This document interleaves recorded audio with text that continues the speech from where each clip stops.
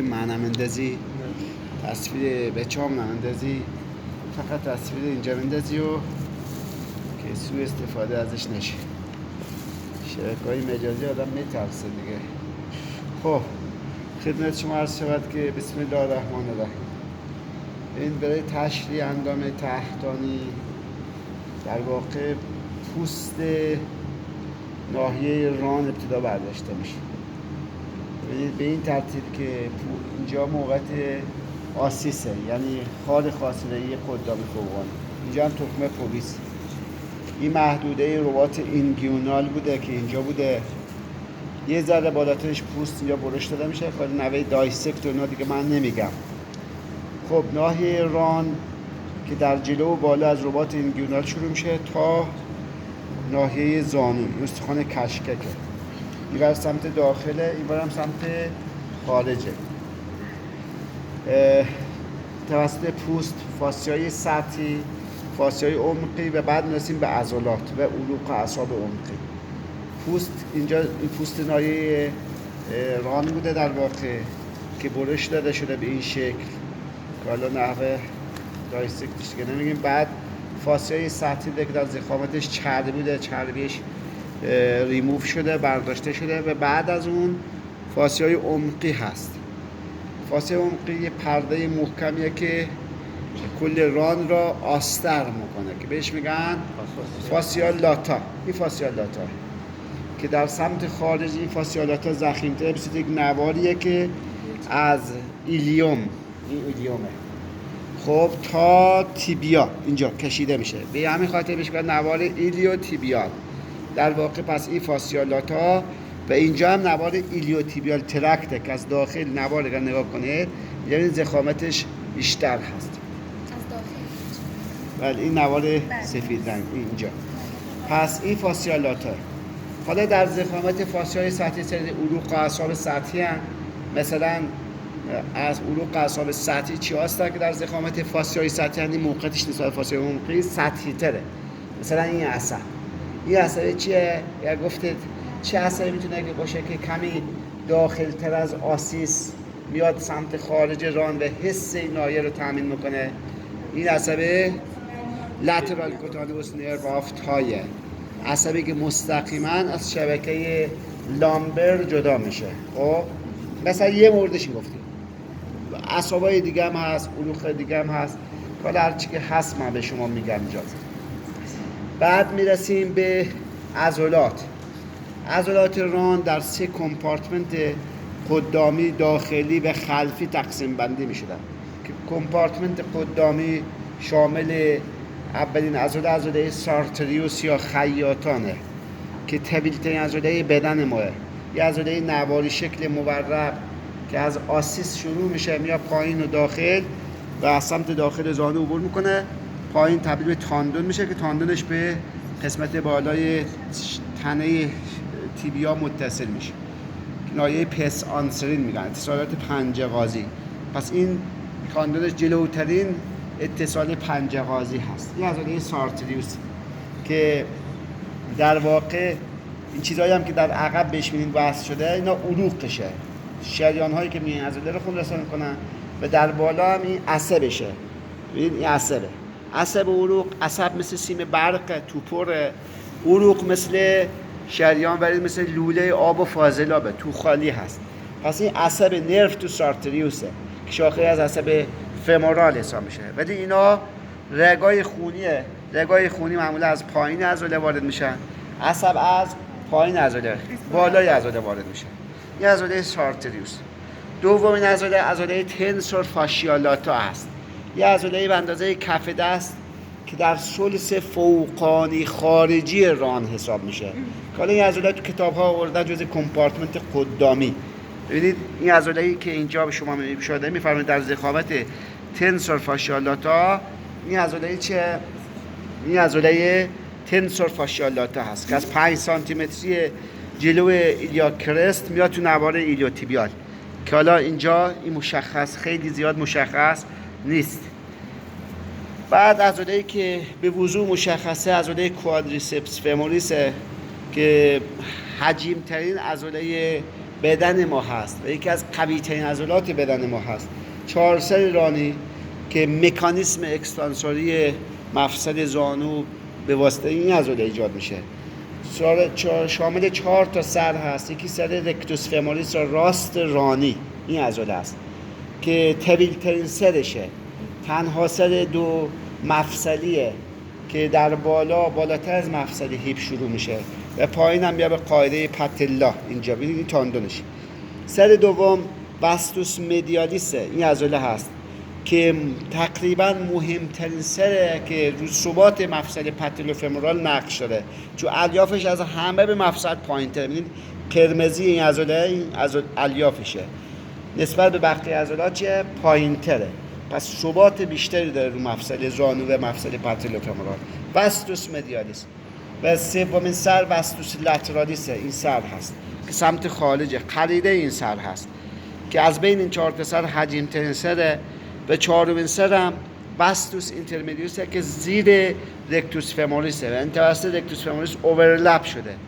این واستوس اینترمدیوس یا پهن میانیه یا پهن حد واسطه. پس این 4 تا عضلات، این عضلات کمپارتمنت قدامی شد، سارتریوس و تنسور فاشیا لاتا و کوادریسپس فموریس. اما کمپارتمنت داخلی ما عضلاتش بگم بعد عروق اعصاب دو تا کمپارتمنت با هم دیگه گفته میشه. کمپارتمنت داخلی تحت عنوان شامل 5 تا عضله است، تحت عنوان عضلات اداکتور یا نزدیک کننده ران که در 3 طبقه قرار میگیرن.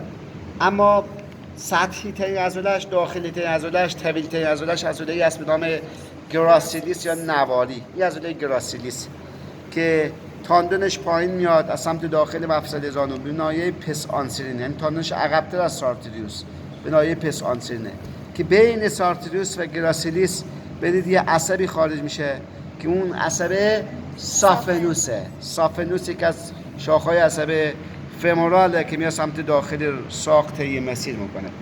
خب بعد اما اون 4 تا عضله در 3 طبقه تقسیم بندی میشه. طبقه اول 2 تا عضله همسطن، یکی عضله اداکتور لونگوسه، این عضله اداکتور لونگوس. خب این عضله اداکتور لونگوسه و بعد عضله چیه؟ پکتینیوسه. پکتینیوس عضله‌ایه که همسط اینه در بالاتر قرار گرفته. و عضله بعدی عضله الان پکتینیوس زیر ایناست. به نظر اینه. این عضله پکتینیوسه، یه بخشی از الیاف پکتینیوسه. این کنارش. کدوم؟ این تنسیل. این ببینید این پکتینیوسه. این عضله پکتینیوسه همسط اینه. حالا یکم فاصله افتاده ببین. در طبقه دوم یا طبقه میانی عضله‌ای که در زیر این دو تا است، نام اداکتور برویس که شما اینجا مشاهده می‌فرمایید که عضله لندمارک برای شناسایی عصب ابتراتور، یعنی عصبایی که شاخه‌ای که در جلوش میاد پایین عصب ابتراتورن، شاخه تنه قدامی عصب ابتراتورن و پشتش هم عصب تنه خلفی عصب ابتراتوره که اینجاست. بعد عضله بعدی یه عضله که عمقی ترین و حجیم ترین عضله اداکتوره به نام اداکتور مگنوسی، عضله اداکتور مگنوسه. پس 4 تا از عضلاتش به وضوح شما دیده. پکتینیوس خیلی خوب چون زیر ایناست دیده نشد. اداکتور لونگوس، اداکتور برویس، گراسیلیس و اداکتور مگنوس. خب 2 تا فضای آناتومیکی در کمپارتمنت قدامی و داخلی ران داریم. یکی مثلث فمورال یا اسکارپا و یکی هم کانال اداکتور. مثلث فمورال یه فضای 3 گوشیه که در بالای جلوی ران بین عضلات به وجود میاد که قاعده مثلث در بالا همون رباط اینگیوناله. رباط اینگیونال هم قبلا گفتیم از آسیس به تکمه پوبیسنی، این حدود رباط اینگیوناله که الان کات شده. بعد ذیل خارجیش عضله سارتریوس، ذیل داخلیش هم لبه داخلی اداکتور لونگوسه. این میشه مثلث اسکارپا، این فضای 3 گوش که داخلش محتویاتی داره که مهمترین محتویاتش از خارج به داخل 3 تا استراکچریه که وارد ران میشه از خارج به داخل. 3 تا عنصر از خارج به داخل: نرو فمورال، آرتری فمورال و وین فمورال و بعدش هم یک کانال به نام کانال فمورال که به خاطری که یاد بگیریم به جهت سهولت در امر یادگیری میگیم ناو، نرو، آرتری، وین و بعدم کانال فمورال. دومین فضای آناتومیک فضای کانال اداکتور یا کانال هانتر یا سابسارتریال کاناله که بلافاصله از رأس مثلث اسکارپا شروع میشه.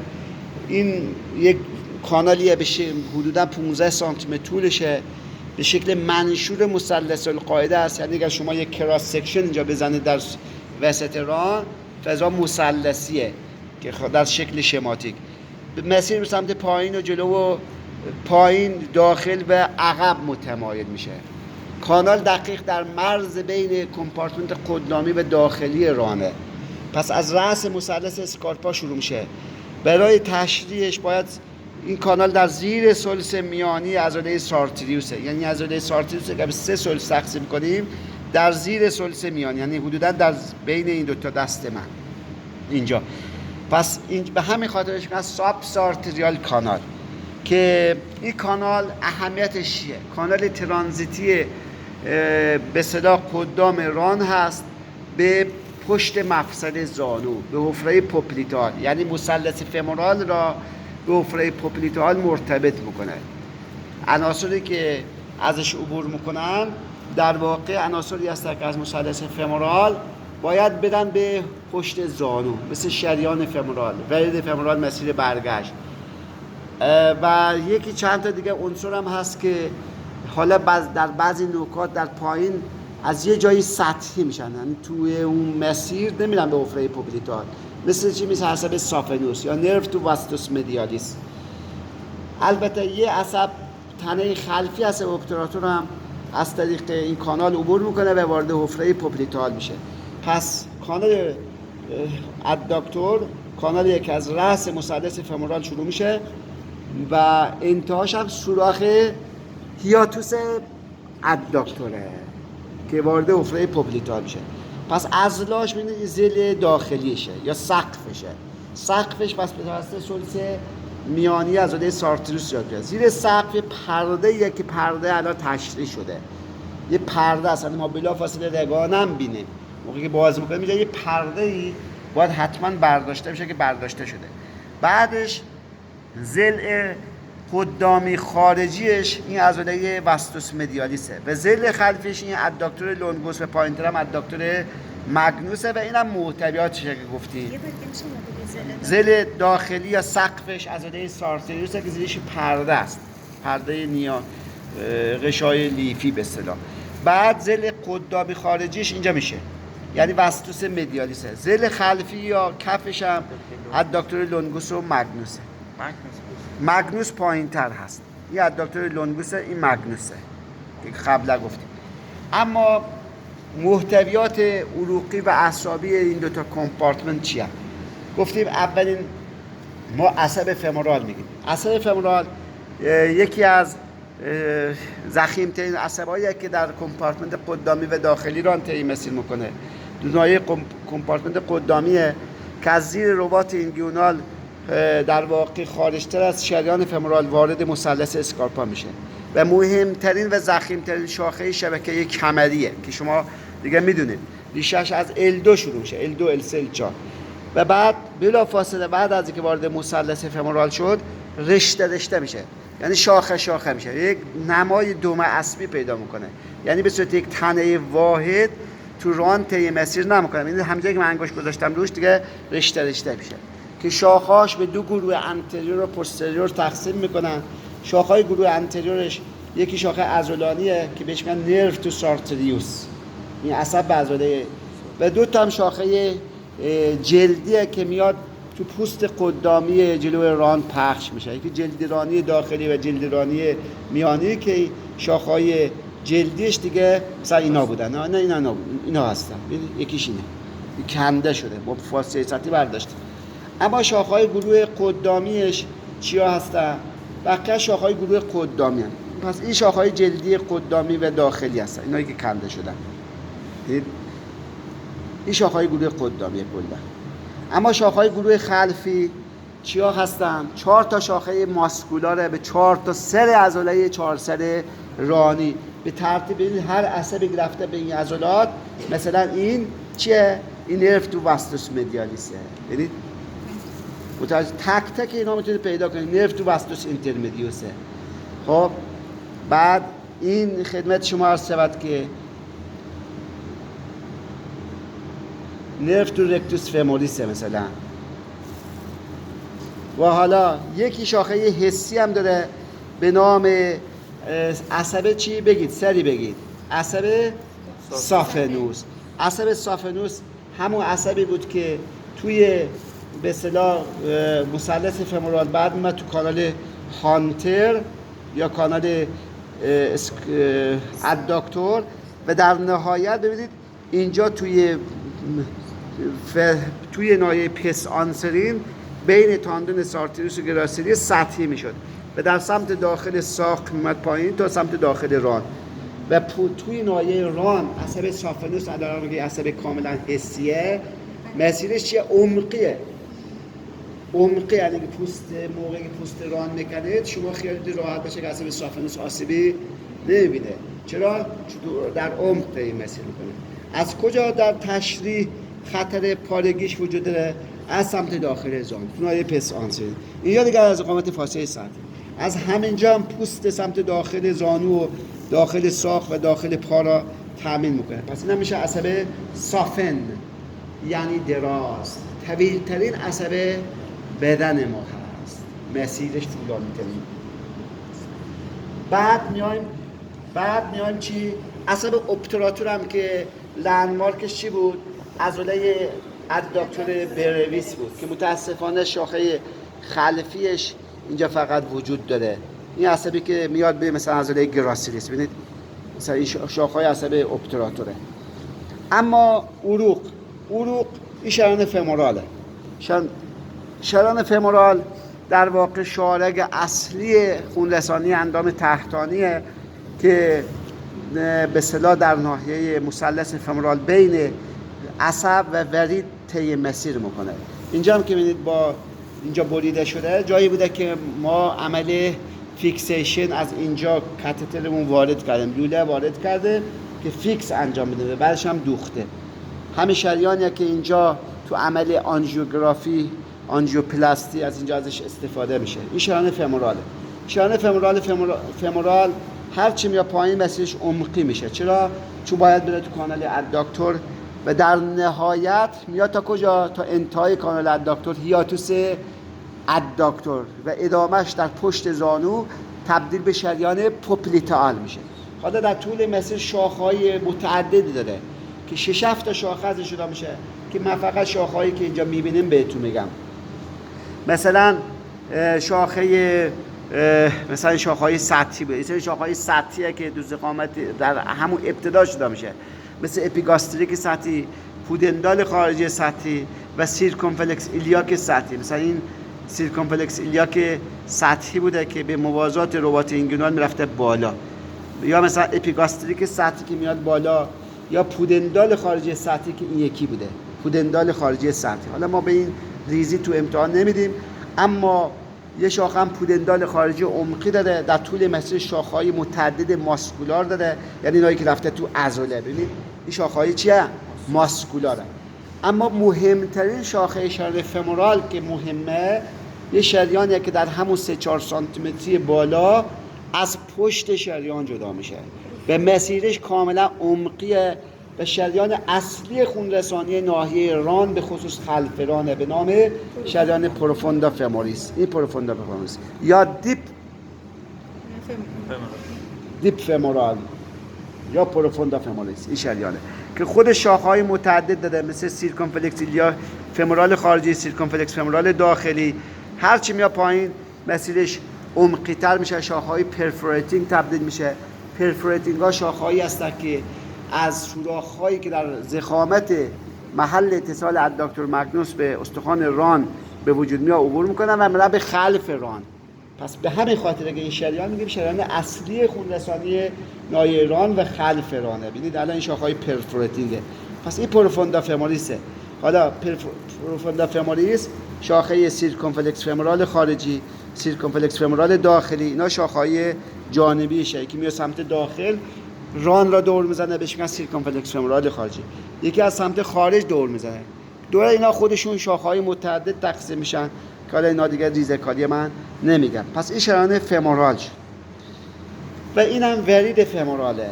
ورید فمورال ببینید درشتر از شریانه. شریان و ورید دوتاش لوله‌ایه. شریان نکنید لوله‌اش قطرش کمتره معمولا ولی جدارش ضخیم‌تره به خاطر لایه‌های الاستیک بیشتری که نسبت به ورید داره و بعدم سفیدتره ولی ورید نکنید ورید نازکتره، مشخصه، لومنش بیشتره، قطورتره. جایی که ورید همراه هر شریان عمقی معمولا تو قسمت پروگزیمال اندام ها ناحیه ران یکی شریان وجود داره ولی در ناحیه دیستال مثل ساق یا ساعد تو اندام فوقانی همراه هر شریانی 2 تا ورید همراه هست. اون تا اونجایی که 2 تا وریده قطرش کمتره، اونجایی که یکیه ورید قطرش بیشتره. این ورید فمورال که قطرش بیشتره. حالا شاخه‌هاش هم عین شریانه، منتها یه ورید اضافه ای که داره یه وریدی به نام ورید سافنوسه. این ورید سافنوسه. ورید سافنوس طویل‌ترین ورید بدنه که در سمت ساق دیگه همراه عصب سافنوس دیگه مسیر میکنه ولی تو ناحیه ایران همراه عصب سافنوس نیست. ورید سافن لابلای چربی ضخامت فاصله سطحی ناحیه ایرانه ولی در ناحیه کدوم وریده کدوم این وریده. این وریدی که این ورید میریزه توی ورید فمورال ولی عصب مسیرش عمقیه تو ران، باید توی کانال اداکتور دنبالش بگرده ولی ورید تو ضخامت فاسیای سطحی ران. این ورید فموراله. اینجا این عصب سافنه، عصب سافن و ورید سافن. ورید بهش میگن سافنوس بزرگ، عصب دیگه بزرگ و کوچیک نداره، میگن عصب سافن چون ما یه ورید سافن کوچیک هم داریم.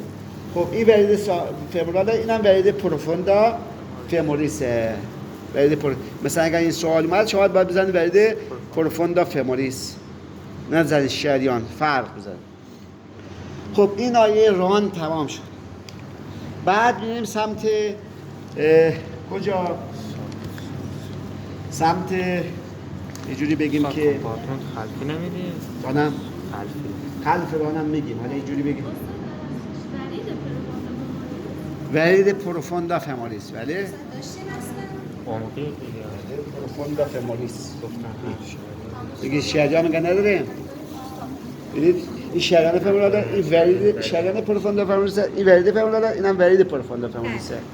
چون هر شریان مسیر برگشته، ورید مسیر برگشت شریانه. همون شاخه‌ای که شریان داره وریدم داره. اون تا حالا ممکنه یکی کم و زیاد باشه. مثلا الان اینجا چیزی که فرق میکنه یه ورید اضافیه، ورید سافن بزرگه که ما شریان سافن داریم، اینجا نداریم. شریان سافن شاخه کوچیکیه که در واقع در سمت داخل زانو جدا میشه. خب حالا میایم ناحیه کم بچرخونیمش، پاوزش کن. الکتریکش کنیم استاد. بعد میخواید من اینجا بگم قدام ساق و پشت پا بگم، بعد میریم اونور که اینجا بگم.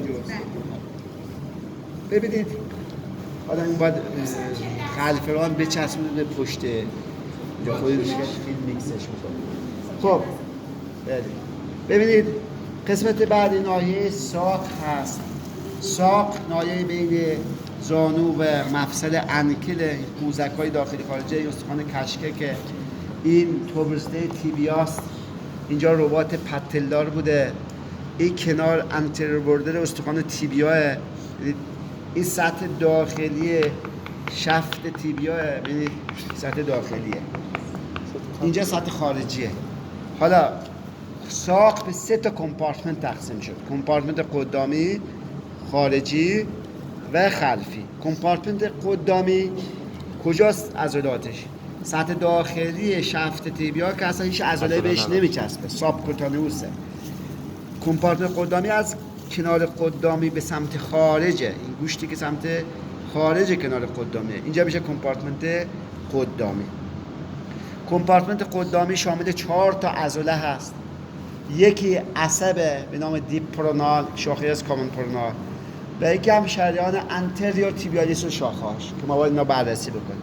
اولا فاسیای عمقی ساق بهش میگن کورال فیشیا که اینا حالا عناصری که در ضخامت فاصله سطحی و عمقی اوناست که اینا بحث تئوری بوده. حالا من چیزایی که عضلات کمپارتمنت قدامی عبارتن از 4 تا عضله. اولین عضله انتریور تیبیالیسه. این عضله انتریور تیبیالیسه. یه عضله دوکی شکل این که بال کشه. نکنید اینجا در پایین ساخت تبدیل به تاندون میشه. این تاندونه. تاندون با بال که نگاه کنید، این قسمت گوشتی بهش میگن بالی که مایچه، این قسمتی که تندان بهش میگن تاندون. تاندون از جلوی مچ پا اینجا هم نوارهایی بوده به نام رتیناکولوم که رتیناکولوم ها کات شده. خب میاد پایین و میاد سمت داخل به استخوان کانیفرم داخلی متصل میشه. خب به قاعده متاتارس اول. این عضله انتریور تیبیالیسه که عضله موقعی منقبض میشه نکنید عمل اینورژن انجام میده. اینورژن یعنی این موقع کف پا میاد به سمت داخل. مجموعه عضلات قدام ساق با هم دیگه چیکار میکنن؟ عمل دورسیفلکشن انجام بدن، یعنی پنجه پا میارن بالا. ولی این عضله کار اختصاصیش اینورژن هست. دومین عضله اکستنسور هالوسوس لونگوس. این عضله این بالا کشه، اینم تاندونشه. اون تنابی که پشت شست پا دوده یه مسیر میکنه اکستنسور هالوسوس لونگوس. سومین عضله اکستنسور دیجیتروم لونگوسه. این عضله است که در پشت پا به 4 تا تاندون تبدیل میشه. این تاندون اوله، این تاندون دومه، این تاندون سومه، اینم تاندون چهارمه. میاد به 4 تا انگشت آخر به جز شست در پشت پا هم تبدیل به دورسال دیجیتال اکسپانشن میشه. بله این کلش. خب حالا این عضله اکستنسور دیجیتروم لونگوس بهش میگن. این عضله ببینید، این عضله اینجا اینا با از هم باز شده، ببینید اینجا هم چسبیده بوده، باز شده. متوجه شده؟ تاندوناش نگاه کنید، 4 تا تاندون اول. بعد از این اکستنسور هالوسوس لونگوس تاندونایی که تاندون یکیشه، 2، این 3، این 4. اما یه عضله داریم به نام پرونوس ترتیوس. الیافی که به تاندون پنجمش متصله این پرونوس ترتیوسه و اینم تاندونشه که اینجا این پرونوس ترتیوس. بله این پرونوس ترتیوسه، اینم تاندونشه که میاد به قاعده متاتارس پنجم وصل میشه. پس این تاندونایی که در پشت پا هم داخلی ترین تاندون میان پشت پا و پشت انگشتان. انتریور تیبیالیس که نمیاد به سراغ انگشتان، این انتریور تیبیالیس. بعد تاندون اکستنسور هالوسوس لونگوسه، بعد تاندون اکستنسور دیجیتروم لونگوسه و آخرین تاندون هم پرونوس ترتیوسه که این یکیه و انگشت پنجم به قاعده متاتارس پنجم. پس این مجموعه عضلات قدام بودن. یه عضله هم در پشت پای به نام اکستنسور دیجیتروم برویس. این عضله است. ببینید این عضله می‌بینید، این اکستنسور دیجیتروم برویس که بالکش اینجاست، بالک اینجاست، اینجوری که میره به سمت جلو و داخل میره. اولین تاندونش میره سراغ شست، این یکیه. این دومین تاندون، سومین تاندون، چهارمین تاندون. یعنی انگشت پنجم دیگه تاندون دریافت نمیکنه. نه این یکی عضله. نکنید ببینید من الان میذارم زیرش، شما ببینید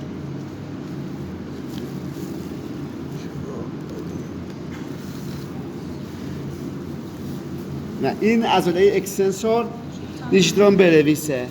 الان واسه تاندوناش پنج فرو کردم. این تاندون اولشه، این تاندون دومه، این تاندون سومه، این تاندون چهارمه. انگشت پنجم تاندون دریافت نمیکنه. اصلا این اکستنسور تالیفیسروم برویس چطور؟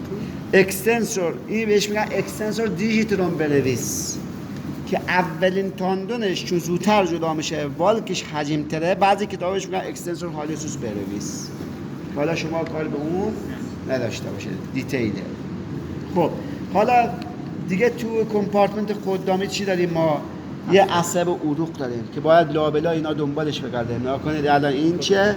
این دیپرونال نروه. این عصب دیپرونال نروه که عصب دیپرونال نرو به طور عمقی میاد پشت پا.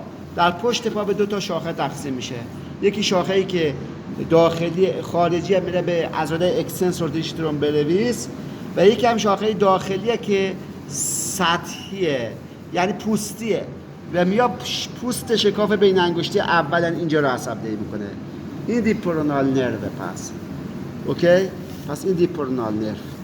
دیپرونال نرو یعنی 5 تا عضله رو عصب‌دهی میکنه. 4 تا عضله قدام ساق و یک عضله پشت پا و یکی هم پوست شکاف بین انگشتی اول. خب شریان همراهش هم بهش میگن شریان انترور تیبیالیس. این مجموعه شریان ورید ببینید با هم دیگه است. ببینید شریان ورید اونا غلافش باید باز بشه. یعنی توی این مجموعه که دست منه یکی شارگ انترور تیبیالیس، دو تا هم ورید همراه که میتونیم بازش بکنیم. خب شاخه‌های متعدد داره و دقیق از فاصله بین قوزک ها دیگه در پشت پا اسمش میشه شریان دورسال پدیس. این الان شریان پس اگر اینجا من دورش نخ پیچیدم گفتم چیه، همینجا بشه باید بزنن دورسال پدیس، ولی اینجا اگر دورش پنج زدن باید بزنن انتریور تیبیالیس. حالا شریان انتریور تیبیالیس، شریان دورسال پدیس در ابتدا شاخه‌های تارسال داخلی و خارجی داره. اینا شاخه‌های تارسال بهش میگن. تارسال یعنی اینا هستن. این تارسال داخلیه، این تارسال خارجیه. از انتهای اینجا هم انتهای تیبیال قدامیه.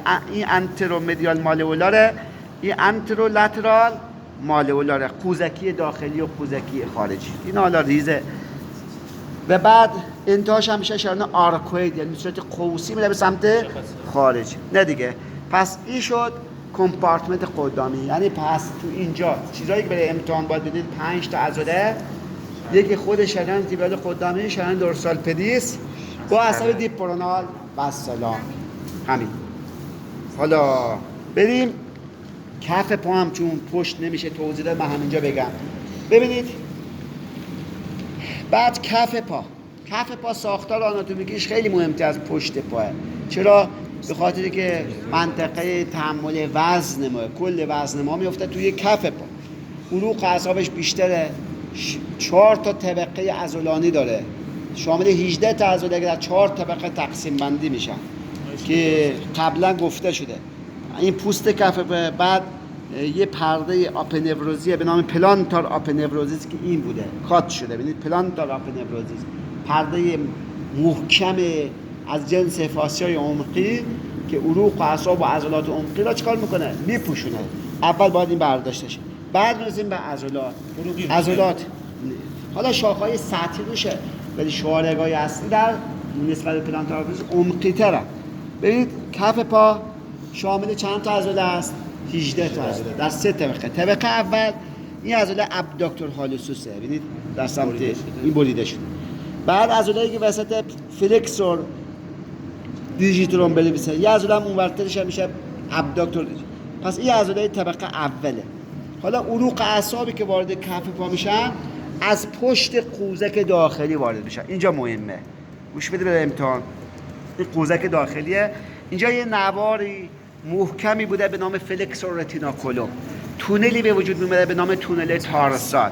هرچه عنصری که باید بیاد کف پا از این تونل تارسال ترانزیت میکنن، وارد کف پا میشن که این عناصر عبارتند از جلو به عقب، از جلو به عقب عبارتند از اول تاندون، این چیه؟ تاندون اول تیبیالیس پوستریور. این تیبیالیس پوستریوره، این تیبیالیس پوستریور. ببینید تیبیالیس پوستریور. بعد چیه؟ فلکسور دیجیتروم لونگوسه. بعد چیه؟ بعد عروق تیبیالیس خلفیه. عروق تیبیالیس خلفی، این رگای عروق تیبیال خلفیه. و بعد چیه؟ نرو تیبیال خلفیه، این نروه. و بعد تاندون فلکسور هالوسوس لونگوسه که این یکی بوده. تاندون از همه عقب‌تره چون از پشت تالوس عبور میکنه. بله این تاندونه. پس این تاندون چشم. ببینید تاندون تیبیالیس پوستریور، تاندون فلکسور دیجیتروم لونگوس، عروق تیبیال خلفی. عروق تیبیال خلفی ببینید اینا رگ خونیه، لومن داره. ببینید یعنی ببینید 3 تا به خاطر اینکه یکی شریان، 2 تا وریده. بعد عصب تیبیال خلفی و بعدم تاندون فلکسور هالوسوس لونگوسه که عمقی تره.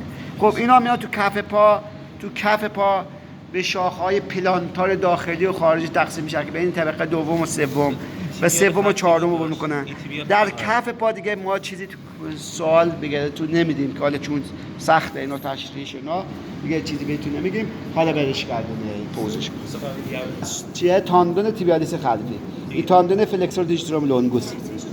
بله ترتیبش این حالا این عروقه، چند شاخه؟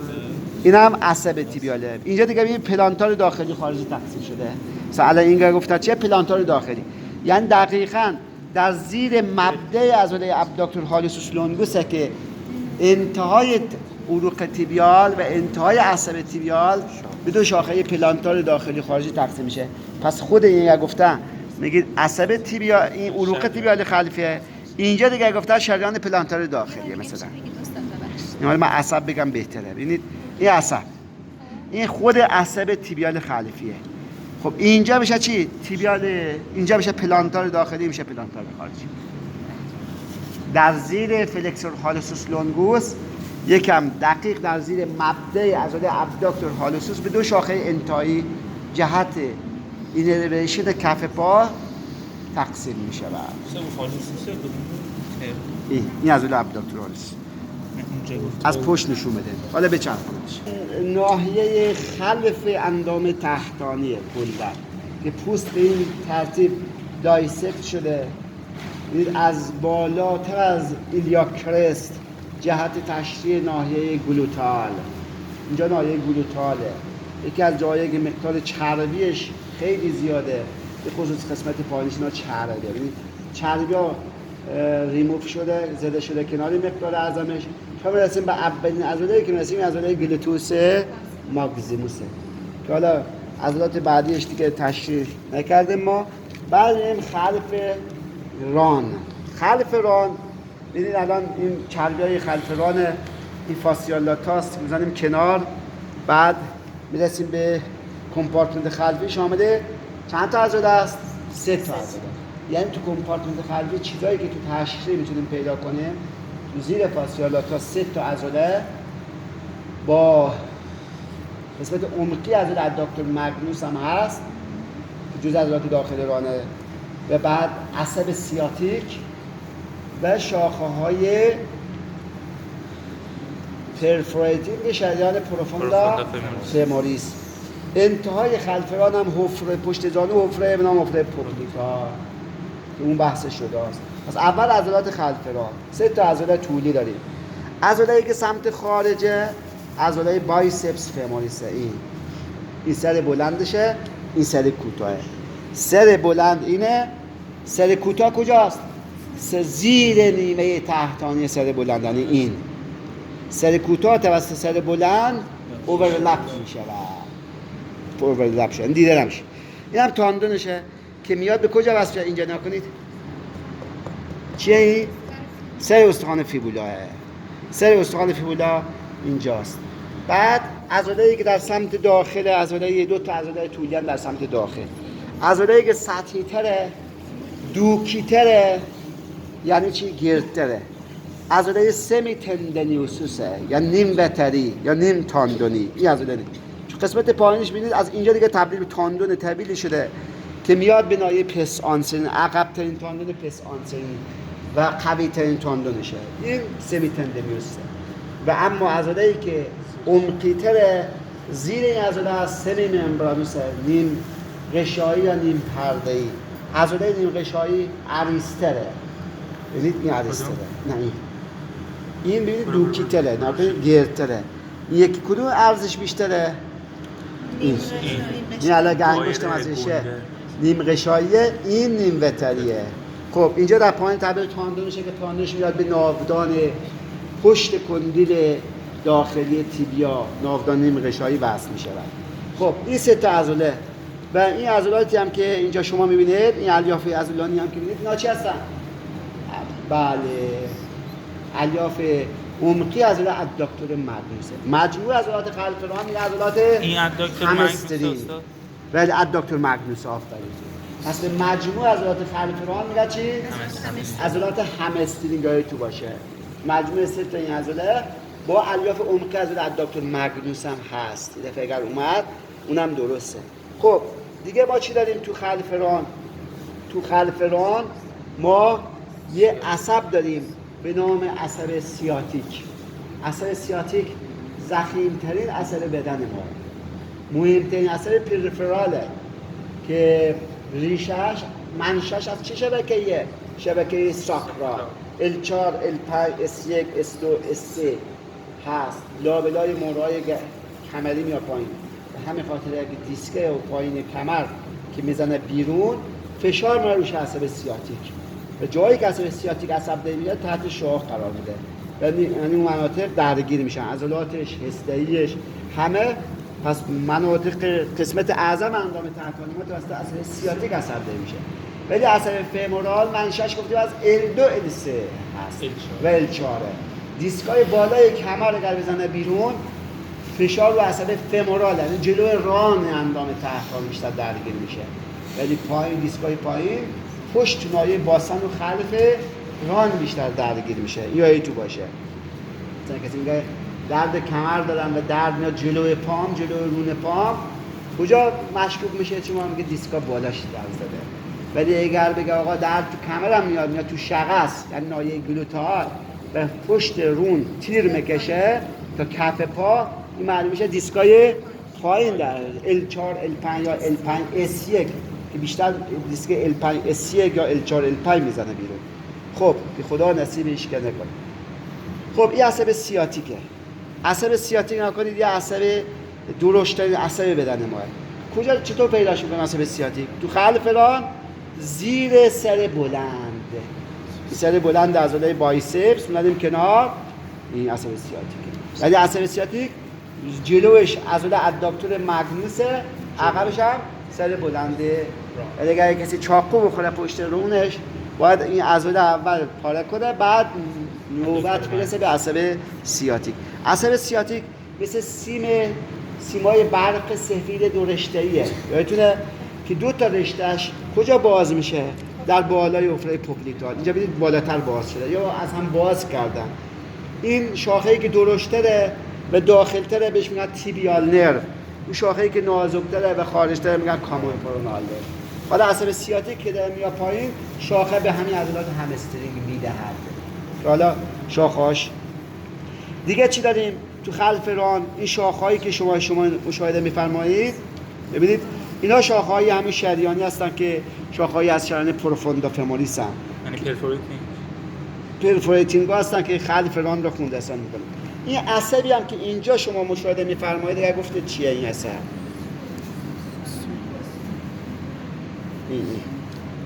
این عصب بوده. نه. این عصب جلدیرانی خلفی بوده. عصب جلدیرانی خلفی عصبیه که پوستریور نرو کوتانوس که توی نسبت به عضلات زیر فاصله عمودی میاد پایین خلف را. پایین که اومد اینجا تو خلف پایین سلس راه کسی فاصله سطحی را سوراخ میکنه، تو حفره پوپلیتال یا کاملا سطحی میشه. تا بله نسبت به عضلات سطحی داره و تا بالای ساق تقریبا اینجا تمام میشه. ببینید اینجا حالا چسبیده تو غلاف این دیگه عصب نیست. این عصب جلدیرانی خلفیه. شاخه مستقل از شبکه ساکراله. خب حالا میایم کجا؟ میایم خلف ساق. ساق شامل 3 تا کمپارتمنت عضلانی بود. کمپارتمنت قدامی که توصیف شد، کمپارتمنت بعدی کمپارتمنت خارجیه و بعد کمپارتمنت خلفیه. از بین این 3 تا کمپارتمنت حجیم‌ترین کمپارتمنت خلفیه. یعنی به دست بدن پشت ساقی گوشتش خیلی بیشتره، حجیم‌تره. بعد کوچکترین کمپارتمنت هم کمپارتمنت خارجیه. کمپارتمنت خارجی ببینید سر استخوان فیبولا به پایین. اینجا میشه کمپارتمنت خارجی. ببینید سر استخوان فیبولا، اینجا میشه گردن استخوان فیبولا، اینجا میشه لترال مالئولوس، قوزک خارجی. شامل 2 تا عضله است. این عضله‌ای که اینجا شما مشاهده می‌فرمایید پرونوس لونگوسه یا فیبولاریس لونگوس هم میگن. و عضله‌ای که در زیرش پرونوس بریویسه. پرونوس لونگوس میده از زیر سر فیبولا شروع میشه، این بالکشه. اینجا هم تاندوشه. در نیمه ساق تبدیل به تاندون میشه. ولی پرونوس بریویس از همینجا شروع میشه بالکش. بالکش یعنی زیر تاندون پرونوس لونگوسه. یعنی اینجا دیگه اگر میزنید کنار پرونوس بریویس دیده نمیشه. حالا تاندوناشون زیر پشت قوزک خارجی عبور میکنن. پشت قوزک خارجی اون تاندنی که در واقع جلوتر چیه؟ پرونوس برویسه. اونی که عقبتر پرونوس لونگوسه. پرونوس لونگوس عقبتر میره تو کف پا زیر استخوان کوبایی دوباره میکنه میره سمت داخل، این طبقه چهارم. ولی پرونوس برویس یا به قاعده متاتارس پنجم وصل میشه. حالا وقت زنگ زدن کیه موبایلش زنگ زد؟ خود درست. خب خدمت شما عرض شود که پس قوزک خارجی با قوزک داخلی، ببینید قوزک خارجی اهمیتش کمتره، فقط پشتش 2 تا تاندون بود.